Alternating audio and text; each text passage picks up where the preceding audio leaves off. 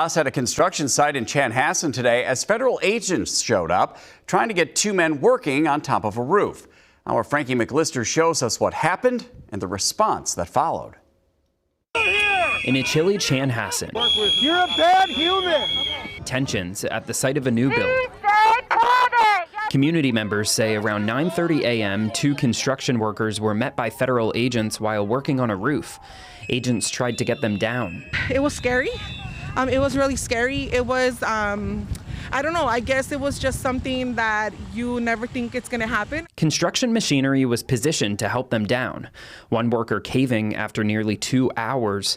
The other didn't come down until after agents left the scene, around 12:45. They didn't show us any warrants, so we kind of persisted, and we were able to, they got cold, I believe, and, just got out of here. Once federal agents left the premises, a whole group stormed into the construction site to help the individual down. As you can see, he's right there, and a lot of them tell me that they are his family members. I saw a bunch of masked people that were trying to get them down.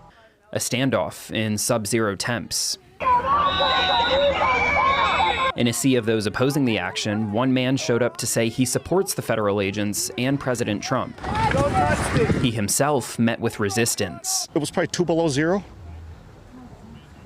and they're building a home. These are not criminals.